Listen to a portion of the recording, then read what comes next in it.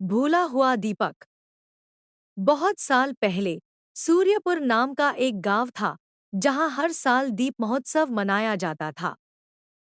लोग मानते थे कि उस दिन जो दीप सबसे पहले जलाएगा उसके घर में खुशियां आएंगी। पर पिछले कुछ सालों से गांव में अंधेरा छा गया था।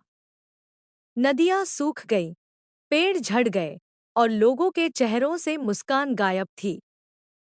गांव की बुजुर्ग दादी शांता कहती थी, जब तक भूला हुआ दीपक नहीं जलेगा गांव में उजाला नहीं लौटेगा।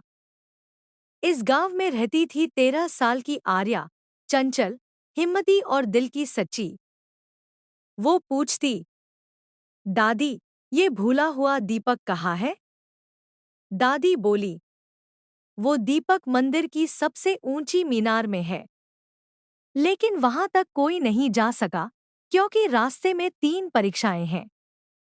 आर्या ने कहा, मैं जाऊंगी दादी, अगर दीपक से गांव में उजाला लौट सकता है तो मैं डरूंगी नहीं। आर्या मंदिर पहुंची। पहला दरवाजा खुलते ही हवा गरजी। दीवार पर लिखा था, अपने डर को नाम दो। आर्या के सामने अंधेरा घना हुआ और उसने देखा, उसे अपने ही शक्ल का एक डरावना साया दिखाई दे रहा है।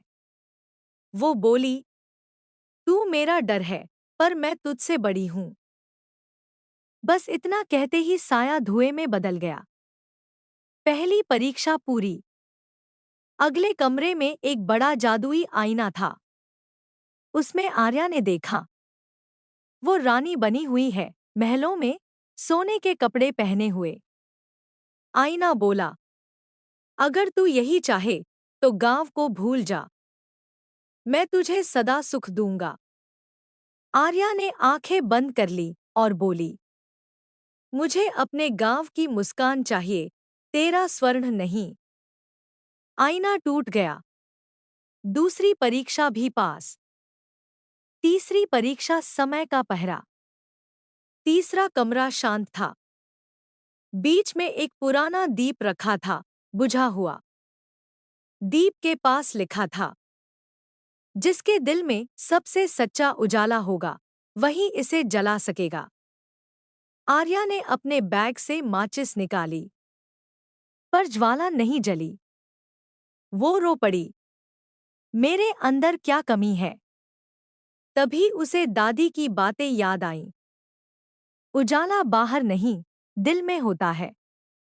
आर्या ने दीपक को अपने दिल से लगाया और बोली, मेरा उजाला मेरे गांव के लिए है। दीपक चमक उठा। गांव में फिर उजाला।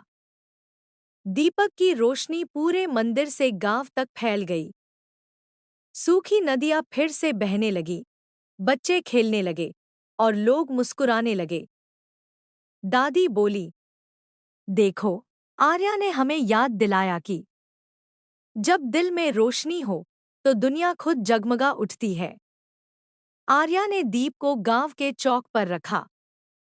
उस दिन से हर साल दीप महोत्सव में भूला हुआ दीपक सबसे पहले जलाया जाता है। असली रोशनी दीपक की लौ में नहीं, इंसान के दिल की सच्चाई में होती है।